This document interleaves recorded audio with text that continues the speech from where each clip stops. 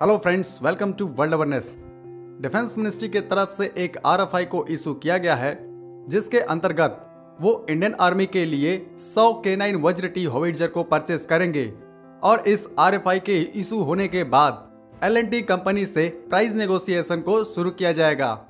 जैसा कि आपको पता है कि इस होविट्जर की जो मैन्युफैक्चरिंग है उसे इंडिया में ही L&T कंपनी के द्वारा किया जाता है और इंडियन आर्मी के द्वारा इसके 100 यूनिट का ऑर्डर भी L&T कंपनी को पहले दिया जा चुका है और L&T कंपनी पूरे 100 यूनिट्स की जो डिलीवरी है उसे मिड 2023 तक इंडियन आर्मी को कर देगी।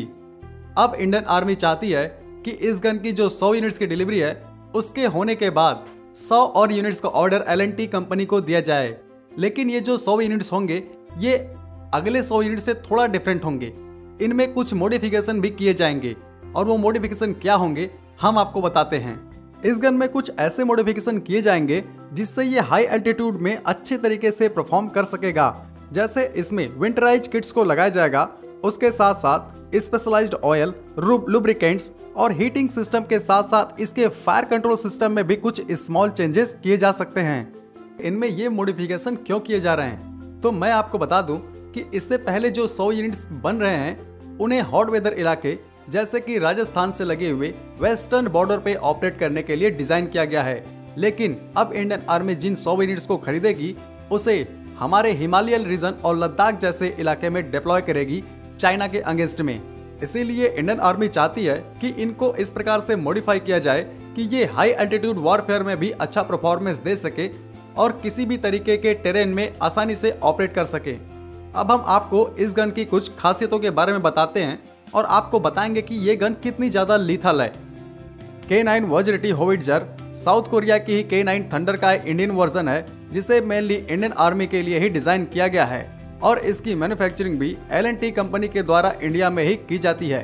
ये एक 155 mm × 52 कैलिबर की सेल्फ प्रोपेल्ड होविट्जर है जो कई सारी एडवांस टेक्नोलॉजी के साथ लैस है और ये दुनिया की बेस्ट होविट्जर में गिनी जाती है।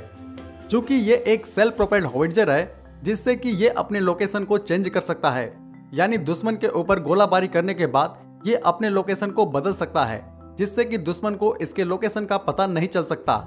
और इसके लिए इसमें एक 1000 हॉर्स पावर का डीजल इंजन लगा हुआ है जो इसे 360 किलोमीटर की रेंज और 67 किलोमीटर पर आवर की मैक्सिमम स्पीड प्रोवाइड करता है। अगर आप इसके डिजाइन को देखेंगे तो ये आपको एक टैंक की तरह दिखाई देगा, क्योंकि ये भी टैंक की ही तरह गोले को फायर कर सकता है और एक जगह से दूसरे जगह तक मूव कर सकता है।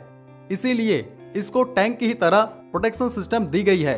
इसमें जो आर्मर है वो स्टील की बनी हुई है और वो किसी भी 155 mm के प्रोजेक्टाइल को झेल सकता है, जिससे इसके अंदर के इक्विपमेंट्स और इसके क्रू मेंबर्स पूरी तरीके से सुरक्षित रहते हैं। प्रोजेक्टाइल के साथ साथ ये किसी भी लैंड माइन के भी हमले को झेल सकता है और लैंड माइन से भी इसको किसी भी प्रकार का नुकसान नहीं होगा। K9 वज्र टी में कई प्रकार के इलेक्ट्रॉनिक इक्विपमेंट्स लगे हुए हैं और इसे कई प्रकार के एडवांस फीचर से भी लैस किया गया है। अगर हम इसके एडवांस फीचर्स की बात करें तो इसमें ऑटोमेटिक लोडर सिस्टम दी गई है, यानी एम्यूनिशन को ये ऑटोमेटिक ही लोड कर देता है। उसके साथ साथ इसमें इंटरनल नेविगेशन सिस्टम, GPS और एक पेरिस्कोप भी दिया गया है। अब हम आपको इस होविट्जर के फायर पावर के बारे में बताते हैं। तो K9 वज्र टी की जो मैक्सिमम फायरिंग रेंज है वो 18 किलोमीटर से लेकर 54 किलोमीटर तक है और वो इसके अलग अलग सेल पे डिपेंड करती है, क्योंकि ये होविट्जर अलग अलग सेल के साथ अलग अलग फायरिंग रेंज को कवर करती है। अगर हम इसके रेट ऑफ फायर की बात करें तो ये होविट्जर 15 सेकेंड में 3 राउंड को फायर कर सकता है, वहीं पे 60 सेकेंड में 7 से लेकर 8 राउंड को फायर कर सकता है। और इस होविट्जर की जो सबसे खास बात है वो ये है कि ये मूव करते हुए भी 1 मिनट में 1 राउंड को आसानी से फायर कर सकता है। ये दुनिया का बेहतरीन होविट्जर है और इंडियन आर्मी में शामिल होने से इंडियन आर्मी की कैपेबिलिटी काफी बढ़ जाएगी। इसके 200 यूनिट का ऑर्डर पूरा होने के बाद इंडियन आर्मी इसके 100 और यूनिट का ऑर्डर देगी जो 2025 में दिया जा सकता है, क्योंकि इंडियन आर्मी ने पहले से ही प्लान किया था कि इसके 300 यूनिट्स को इंडियन आर्मी में इंडक्ट किया जाएगा। तो आज की वीडियो को मैं यहीं खत्म करता हूं। अगर आपको वीडियो अच्छा लगता है तो लाइक जरूर करें और चैनल को सब्सक्राइब कर लें। जय हिंद।